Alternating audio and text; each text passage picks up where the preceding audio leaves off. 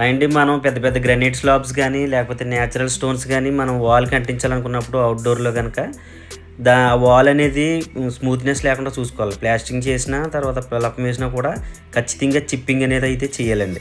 అది లోపలికి కొంచెం గుంతలు లోపలికి ఉండేటట్టు చిప్పింగ్ చేసుకుని ఆ డస్ట్ ఇంపార్టెంట్. డస్ట్ ఏం లేకుండా వాటర్తో క్లీన్ చేసుకోవాలి.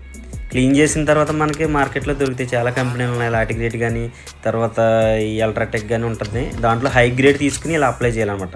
అప్లై చేసి కొంచెం ఆరిన తర్వాత మనం అది ఎందుకంటే రఫ్గా ఉంటే దీన్ని మనం అంటించేది గట్టిగా పట్టుకుంటుంది. చాలా స్మూత్గా ఉన్నప్పుడు ఏంటంటే అంటించేస్తూ ఉంటారు, అది కెమికల్ కదా గట్టిగా ఉంటుందని. కానీ ఖచ్చితంగా ఇలా చేస్తేనే అది మనకు ఊడిపోకుండా ఉంటుంది అనమాట. తర్వాత ఈ మనం అంటించే గ్రానైట్ కూడా ఇలాగ మనం రఫ్ చేసి దాని మీద కూడా డస్ట్ అనేది క్లీన్ చేసుకుని మనం ఏదైతే అప్లై చేస్తామో కెమికల్ దానికి అది సబ్స్టెంట్గా పూర్తిగా అప్లై చేయాలి. అప్లై చేసిన తర్వాత మనం ఇలా అంటిస్తే కనుక ఖచ్చితంగా మనకి అవి ఊడిపోకుండా ఉంటుంది.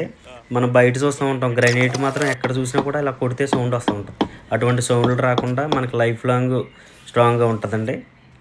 ఖచ్చితంగా ఇలా చేసుకోవాలి. ఈ పద్ధతి కనుక అందరూ చేస్తే అది ఎక్కువ కాలం మనకి ఊడిపోకుండా నిలబడుతుందండి. Thank you.